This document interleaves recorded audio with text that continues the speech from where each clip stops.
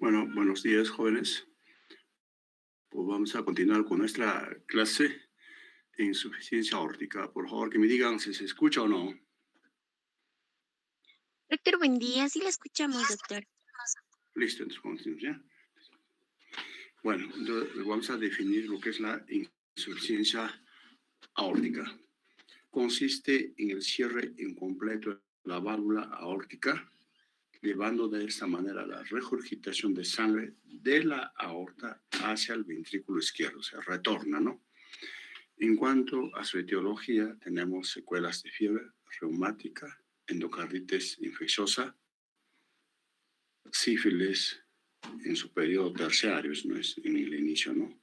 Espondilitis anquilosante, traumatismos torácicos. El traumatismo torácico puede ser, digamos, accidentes de tránsito, ¿no?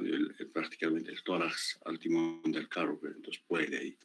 Aneurisma disecante de la aorta también. Entonces, son las causas más frecuentes. En cuanto a su fisiopatología, normalmente en sístole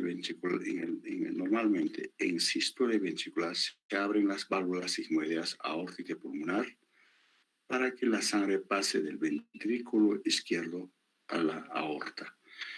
Pero en estos casos de un orificio insuficiente, hace un reflujo de sangre de la aorta al ventrículo izquierdo, o sea, retorna de aorta al ventrículo izquierdo en momento de diástole. El grado de insuficiencia aórtica varía dentro de amplios límites, siendo la repercusión hemodinámica y las manifestaciones clínicas directamente proporcionales al volumen de sangre refluido. Hablaremos lo que son los síntomas. Muchos de estos pacientes son asintomáticos durante un periodo largo. No presentan ningún síntoma, hasta pueden practicar deportes, todo. Dentro de los síntomas, algunos presentan palpitaciones debido a los amplios latidos de tórax y o cuello. Puede existir disnea de esfuerzo por insuficiencia ventricular izquierda. Dolor tipo anginoso, como angina de pecho, prácticamente un dolor tipo angina de pecho, ¿no? Existe, probablemente por la disminución de la presión diastólica de la aorta, lo que lleva a una disminución del llenamiento coronario, ¿no? Hay disminución del llenamiento coronario. En cuanto a los signos, cuando realizamos examen físico, presión diferencial de pulso está aumentado, ¿no? Hay aumento de presión sistólica y disminución de la presión diastólica. Ahí tienen el ejemplo. En estos pacientes podemos tomar 140/30. Entonces, presión diferencial sería 110, ¿no es cierto? O sea, presión arterial divergente, ¿no? Se separan entre presión sistólica y diastólica. Hasta algunas veces inclusive podemos tomar 140, 0 milímetros de mercurio. Entonces ya uno sospecha, frente a aquí estoy, inclusive basta con tomar presión arterial.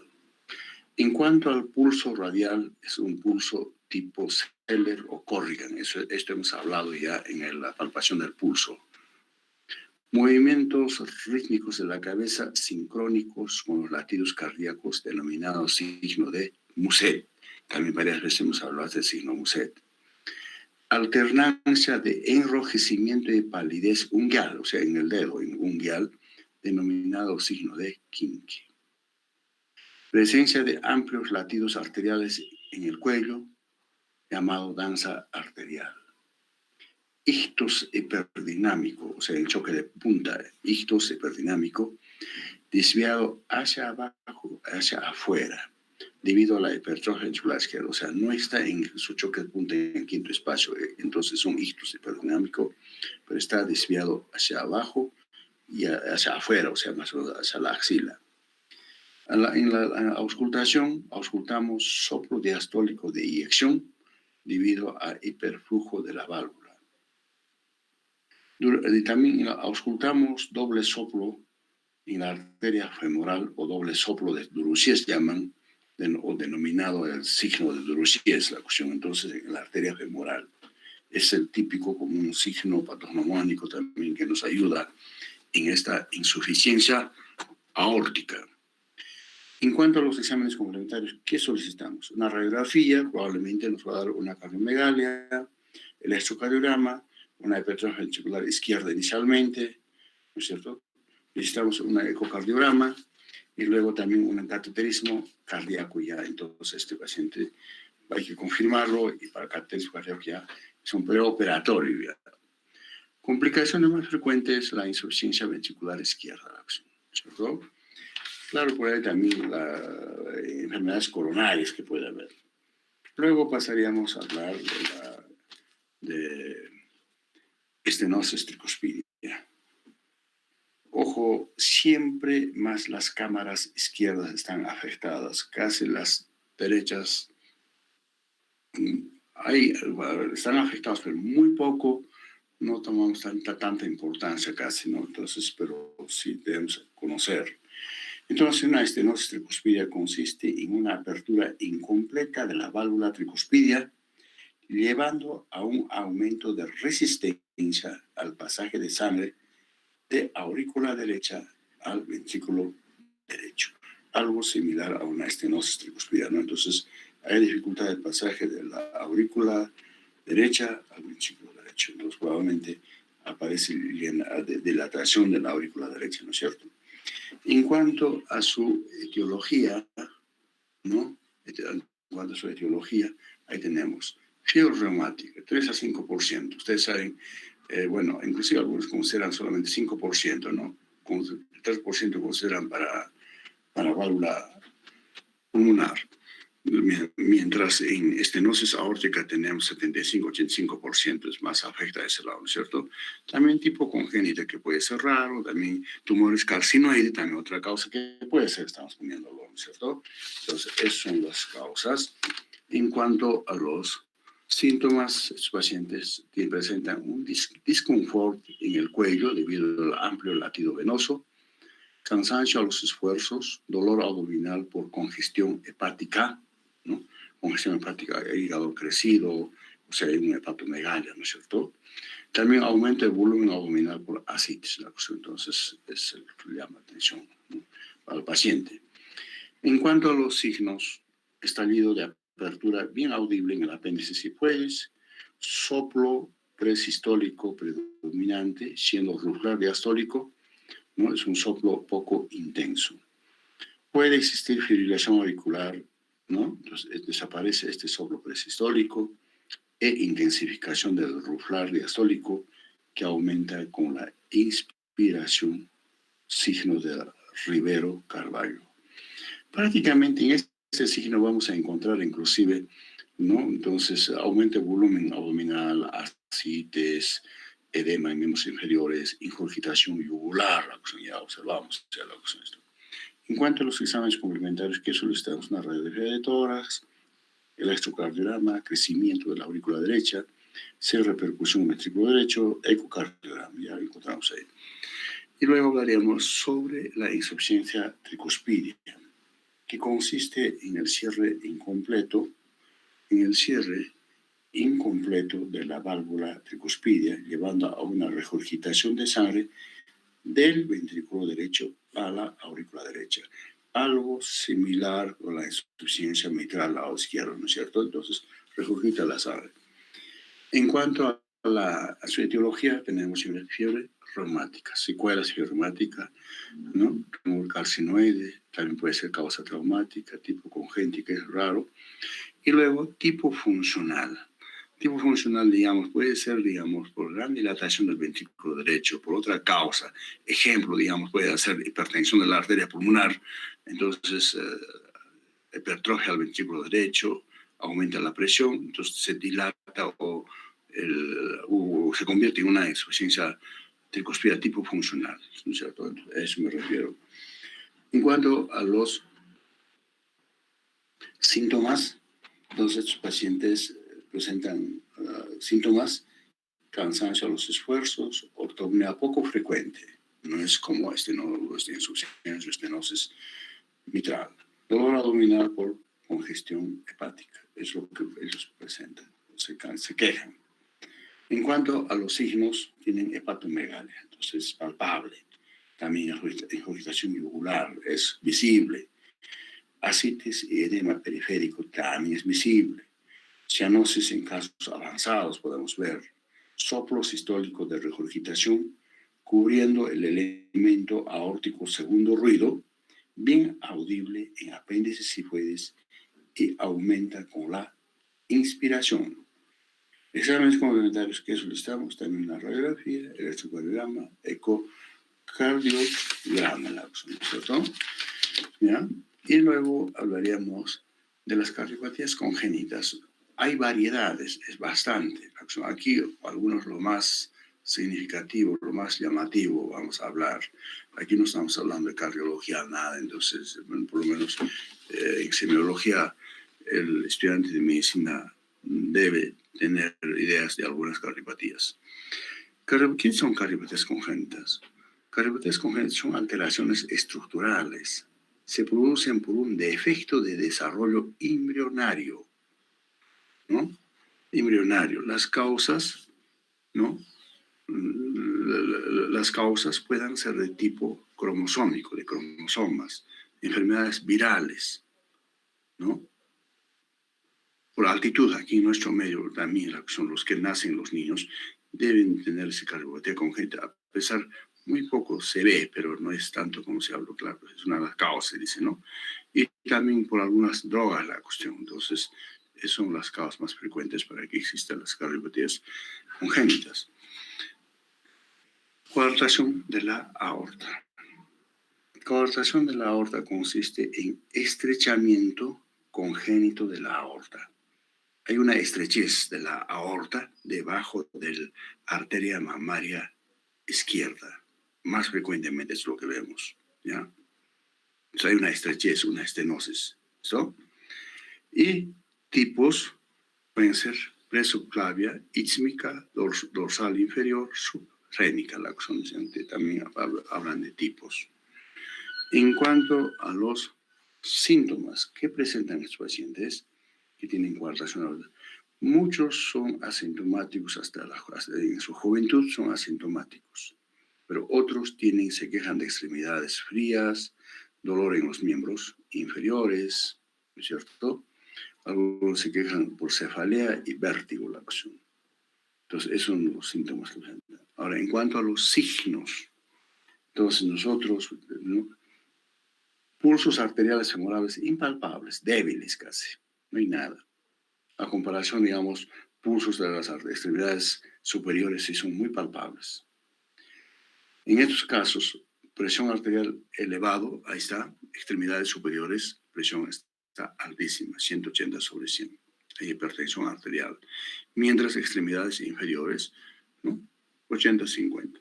Hipotensión, diríamos. Entonces, el problema es aquí con las extremidades superiores. Fíjense la cuestión o dense cuenta de que hay una estenosis aórtica, ¿no es cierto? Entonces, por eso más están en extremidades superiores, ¿no? ¿Ya? Entonces, pulsaciones arteriales visibles en el tórax, palpables en los espacios intercostales, axila, dorso, debido a la circulación colateral aumentada, hay más riego. Inclusive hemos dicho, no, estos pacientes tienen un tórax de nadador o pesista, la cuestión más desarrollado de la parte de tórax, la cuestión, y extremidades muy delgadas, todo eso, porque no hay tanto riego, la cuestión por estenosis, estrechez. Podemos auscultar soplo sistólico de eyección en el borde external izquierdo, o ruflar mesodiastólico en APEG en algunos casos. Soplo continuo en el dorso del tórax debido a la circulación colateral por mayor riego que existe, ¿cierto? Exámenes complementarios, radiografía de tórax, ecocardiograma, electrocardiograma, aortografía. Entonces, ¿cómo está la estrechez? Porque estos pacientes tienen que llegar a operarse.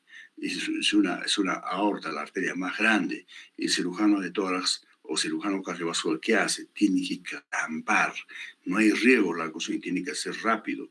Y si no hay riego, puede comprometer al riñón y llevar a una insuficiencia renal. La cosa, muchos de estos pacientes, después de la operación, no presentan una insuficiencia renal aguda, todo, porque lo han clampado. La cuestión, pues, estenosis, ¿no? Tienen que esto, ¿no? Eso es en cuanto, entonces, en resumen, de la coartación de la aorta. Ahora hablaríamos de tetralogía de Fallot, no es Fallet, Fallot. En vez de E, póngale O. Esto es un autor que ha descubierto tetralogía de Fallot y lo ha puesto su apellido. Esta tetralogía de Fallot consiste prácticamente por una malformación congénita caracterizado por esto, es decir, 4 cosas, tetra por eso: comunicación interventricular, estenosis aórtica. Si hay estenosis aórtica, secundariamente habrá hipertrofia ventricular derecha, ¿no es cierto? Y cabalgamiento de la aorta. ¿Qué quiere decir cabalgamiento de la aorta? La aorta sale, que normalmente debería salir del ventrículo izquierdo, pero sale de los dos lados. De la aorta sale del ventrículo derecho y del ventrículo izquierdo. Hay una mezcla de sangre oxigenada y no oxigenada. Antes les diré, siempre las cámaras izquierdas tienen mayor presión y manejan, diremos, sangre oxigenada, ¿no es cierto? Mientras las cámaras derechas, ya sea aurícula derecha, ventrículo derecho, tienen menor presión y manejan sangre no oxigenada, sangre venosa, ¿no es cierto? Entonces, esa es la diferencia que hay. Entonces, esta tetralogía de Fallot es una cardiopatía cianótica, congénita, más frecuente. De nacimiento sale totalmente el niño casi a solito, ¿verdad? Inclusive pueden vivir días, meses, ¿no? Y mueren la cuestión. Muy rara vez puede vivir hasta ser adulto la cuestión. Hemos visto como en todo esto tres pacientes que viven con tetralogía de Fallot sin ninguna cirugía. La cuestión. Hay algunos tratando, pero la mayor parte de las veces mueren rápidamente. Hablaríamos sobre los tipos. Dentro de los tipos hay precianótica, transicional, cianótica y extremidades cianóticas. En cuanto a los síntomas, estos pacientes presentan disnea paroxística a los esfuerzos físicos, fatiga. Estos son los que se ponen en posición de coclillas, la cuestión caminan y se ponen en posición de coclillas. Ya hemos dicho en posición de coclillas, ¿por qué? Aumentan presión abdominal de esa manera, entonces va a riego al pulmón, ¿no? Porque por la estenosis muy poca sangre va, digamos, al pulmón, estenosis pulmonar, ¿no? Y cualquier momento pueden presentar crisis anóxica. Si hay crisis anóxica, pueden presentar convulsiones también. Entonces, esos son los síntomas típicos de la tetralogía de Fallot. En cuanto a los signos, si examinamos, hay hipodesarrollismo. O sea, nos dicen en la cuestión, un niño que tenga 7 años pareciera 3, 4 años. Por eso no hay buen desarrollo, porque no hay buena oxigenación, todo, ¿no? Bueno, entonces, por eso hipodesarrollismo. Y cianosis la cuestión. Hay hipocratismo digital ya la cuestión. Dedos en palillo de tambor, uñas en medio del reloj, ya tienen ya la cuestión eso. Choque de la punta desviado hacia arriba por la hipertrofia ventricular derecha. Segundo ruido único y acentuado. Soplo sistólico en tercer, cuarto espacio intercostal izquierdo. Es un soplo áspero con configuración creciendo, decreciendo, es de eyección. Frémito sistólico, palpamos frémito sistólico en segundo espacio intercostal izquierdo. Además, estos pacientes son policitémicos, ¿no? O poliglúlicos, la cuestión, todos dan, ¿no? Exámenes complementarios, radiografía de tórax, electrocardiograma, cateterismo cardíaco, ¿ya? Tienen que medir la cuestión, esa comunicación interventricular, la amplitud o diámetro del conducto, también la estenosis pulmonar, la hipertrofia y cabalgamiento de la aorta, la acción con cateterismo cardíaco tienen que determinarse. Claro, por supuesto, ahí también se necesita ecocardiograma, angiocardiografía, etcétera. Entonces, así para determinar, ahora estos niños, para que vivan, tienen que ser operados. No opera cualquiera esto. Hay cirujanos cardiovasculares que hacen una subespecialidad por Estados Unidos, en Europa, en algún país. Entonces, solamente ellos más, como quien dice, son más expertos en estas cardiopatías congénitas. Como tetralogía fallo, hay todavía otras cardiopatías que no vamos a hablar también. Entonces, ellos sí pueden operar. Claro, algunas veces también les habla mal la cuestión, pero sí, no, pero no opera cualquier cirujano cardiovascular. ¿Listo? Y hablaríamos otro cuadro que es la comunicación interauricular, ¿no?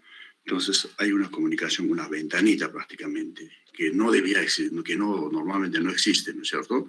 Entonces hay una comunicación, entonces la sangre que llega por las 4 venas pulmonares a la aurícula izquierda, entonces, lo normalmente debe pasar a la válvula mitral, al ventrículo derecho, ¿no es cierto? Claro, por supuesto, hay pasaje de la válvula mitral, ¿no?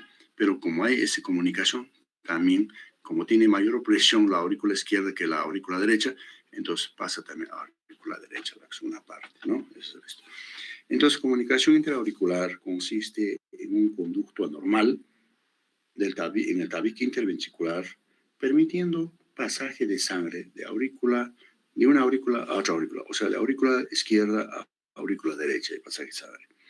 Tipo. El tipo prácticamente es persistencia de foramen ovale, se llama ese conducto, ¿ya? Que debía de cerrarse, pero no se cerró, ¿no? Pero persiste la acción, por eso dice persistencia. En cuanto a los síntomas, estos niños son asintomáticos inicialmente, asianóticos también. Tampoco algunas veces nadie no se da cuenta, pareciera un niño todo normal, ¿no? ¿No es cierto? Pero hemos dicho, hay pasaje de sangre de aurícula izquierda a la aurícula derecha. Posteriormente, entonces, si hay pasaje de sangre de aurícula izquierda a aurícula derecha, de esa manera, entonces, hay mayor flujo pulmonar, hay mayor llegada de sangre, digamos, a los pulmones, entonces hay congestión pulmonar, ¿no? Pero por esta congestión pulmonar, probablemente hipoxia, entonces hace hipertensión de la arteria pulmonar, y revierte la cuestión. Entonces, por la hipertensión, revierte, o sea, digamos, revierte la sangre al ventrículo derecho, después como se llama, hace una insuficiencia tricuspidal tipo funcional, entonces regurgita la sangre del ventrículo derecho a la aurícula derecha, entonces como tiene mayor presión que la aurícula izquierda, entonces regresa la sangre de la aurícula derecha a la aurícula izquierda. Entonces ahí recién ya es cianóticos, ya se mezcla sangre no oxigenada con oxigenada, entonces ya tardíamente es eso, pero inicialmente son acianóticos, pero tardíamente son cianóticos, ¿no es cierto? Aquí entonces vamos a hacer, ya hablamos del flujo pulmonar aumentado, hemos dicho, ¿no es cierto? Este flujo pulmonar aumentado lleva a un hipodesarrollismo, disnea de esfuerzo, infecciones respiratorias repetidas. ¿Por qué? Porque hay congestión, hay mayor circulación, mayor cantidad de sangre en los pulmones. Es como un caldo de cultivo la que usan para las infecciones. Por eso tienen bronquitis a repetición, infecciones respiratorias a repetición. ¿Listo? En cuanto a los signos, primer ruido acentuado, segundo ruido foco pulmonar desdoblado, soplo sistólico de eyección, en segundo y tercer ruido, segundo y tercer espacio intercostal izquierdo, perdón, con transmisión pobre, también frémito generalmente ausente casi, no se palpa casi. Entonces, en sospecha de eso, entonces, ¿qué hacemos la cuestión? La radiología de tórax ya nos ayuda algo, el electrocardiograma o cateterismo cardíaco. Realmente, persistencia de foramen ovale, ¿cuántos milímetros o centímetros de diámetro tiene la cuestión? ¿No es cierto? Entonces, solo medir todo eso, ecocardiograma también, angiocardiografía, entonces ya esto tiene que operarse, cerrar ese conducto en la cuestión para el cirujano cardiovascular, ¿no es cierto? Tiene que cerrar. Hoy día creo que ya lo hacen incluso con cateterismo, ¿ya? Porque más antes abrían la cuestión, ahora ya lo hacen con cateterismo, ¿ya? Y bueno, estos pacientes que tienen comunicación viven la cuestión, tienen sus hijos, algunos todo, claro, posteriormente pueden, digamos, descompensar, entonces ya se hacen operar, ¿no? Cirugía cardiovascular.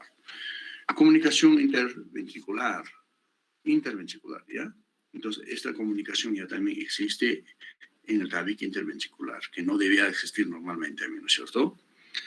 Consiste en una apertura congénita de un conducto a nivel del tabique interventricular, habiendo pasaje de sangre de un ventrículo al otro ventrículo, o sea, del ventrículo izquierdo pasa la sangre del ventrículo izquierdo al ventrículo derecho, de mayor presión a menor presión, ¿cierto? Es una cardiopatía congénita más común o más frecuente la cuestión, esto se puede verse, ¿no? Entonces, esto sí existe aquí en nuestro medio, la cuestión. La anterior también casi existe. Tetralogía Fallot muy rara vez aparece, casi no se ve. Pese que dicen la causa sería la altura, pero no tanto. Tipos, ¿no? Entonces, en los tipos hay pequeño orificio llamado enfermedad de Royer. Un pequeño orificio en el tabique interventricular, ¿no?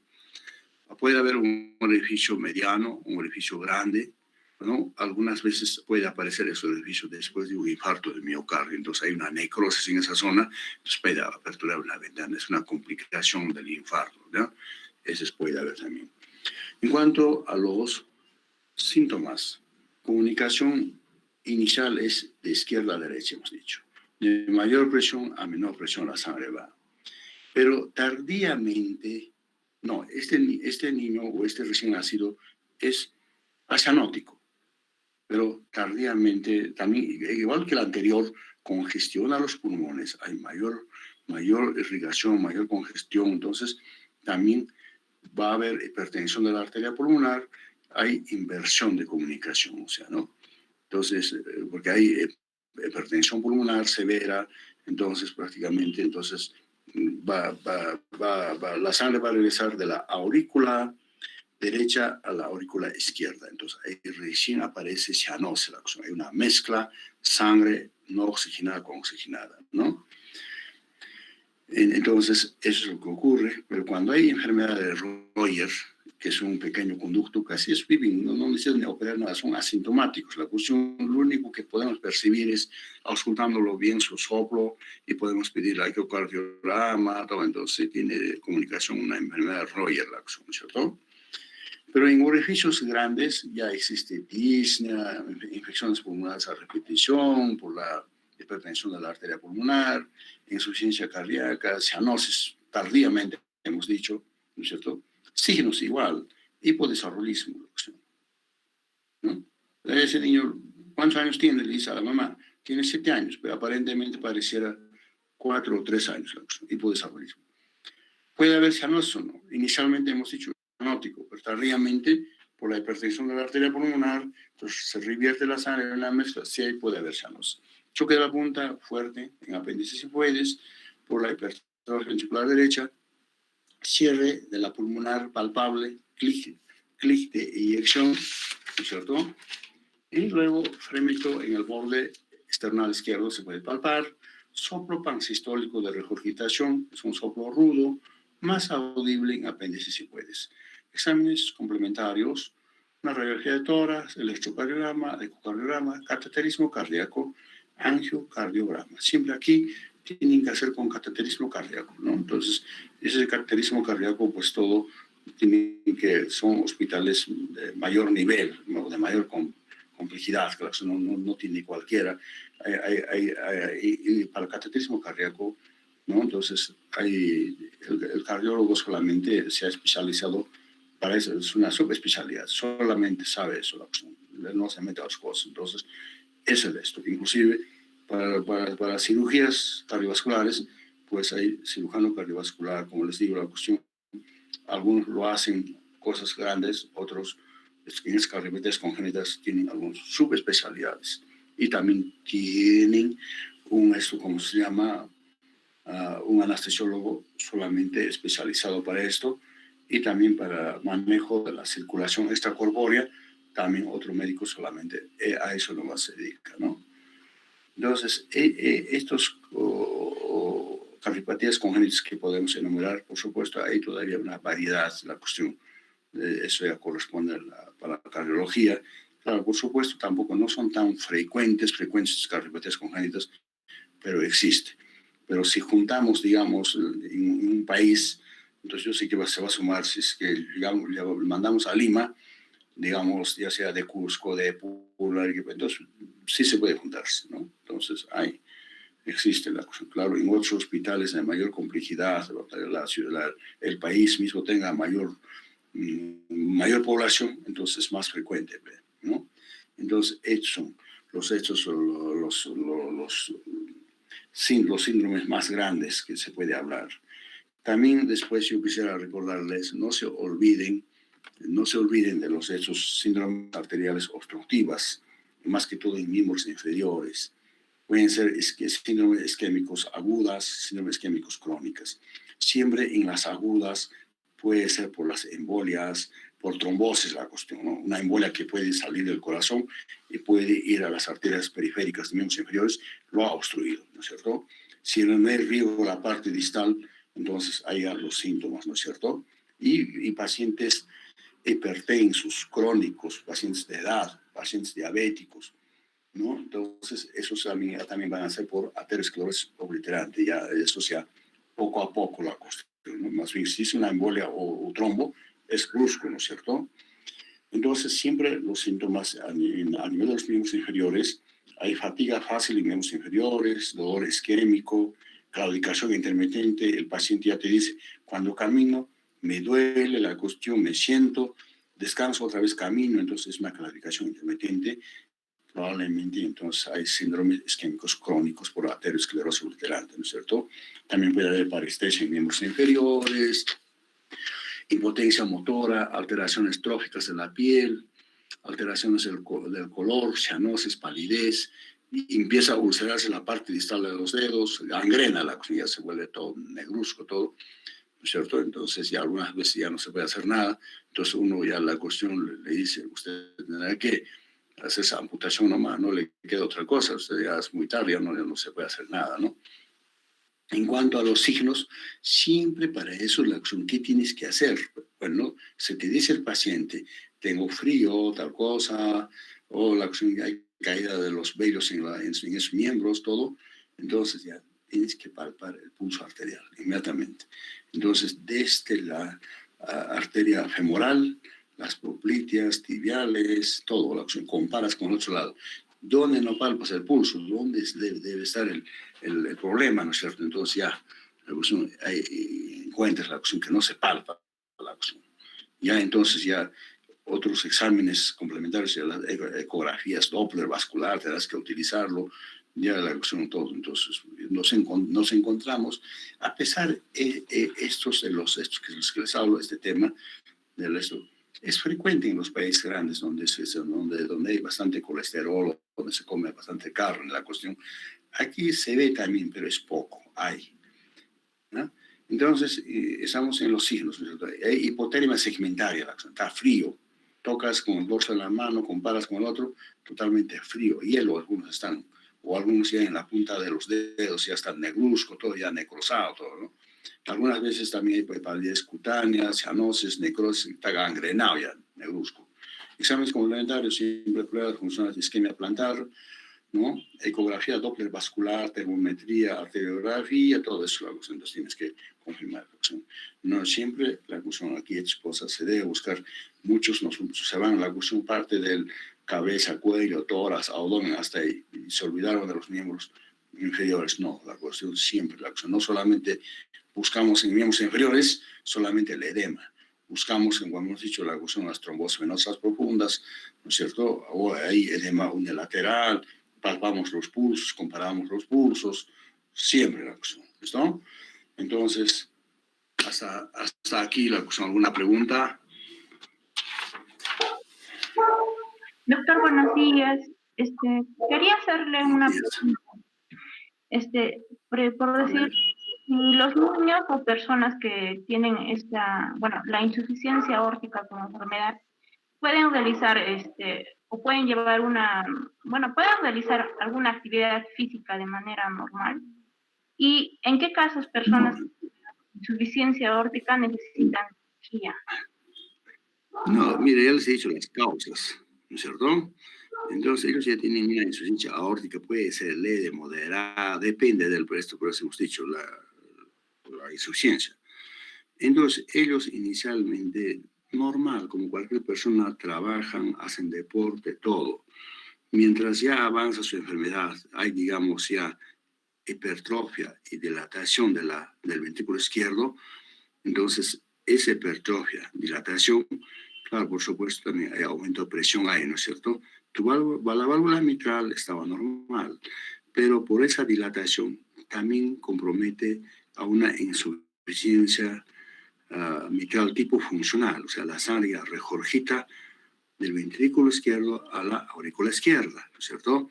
También dilata la aurícula izquierda, aumenta la presión, probablemente esto va a subir, digamos, va a comprometer a las venas pulmonares, a los capilares pulmonares, hay aumento de presión, entonces probablemente ahí salida de líquido hacia el intersticio pulmonar, a los alveolos pulmonares, entonces ya aparecen los síntomas de disnea, ¿no? A grandes, medianos, ahí ya presentan síntomas. Ahí sí ya no puede practicar deporte, entonces ya empieza el paciente ya, ¿qué está pasando conmigo la cuestión? Entonces es mejor que me chequeen la cuestión, entonces ahí se descubre recién. ¿Listo? Entonces ellos inicialmente están normal.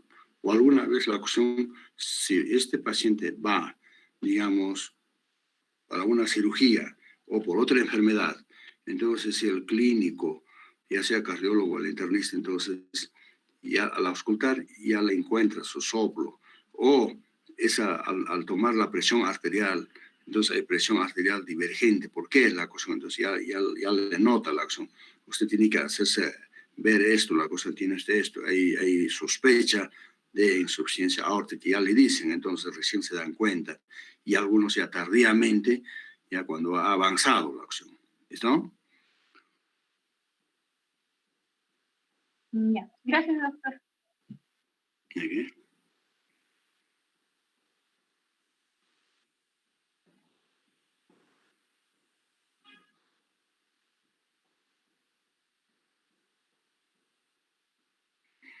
Bueno, nos vemos mañana, ¿ya? Hasta mañana, jóvenes. Gracias, doctor. Hasta mañana. Diga.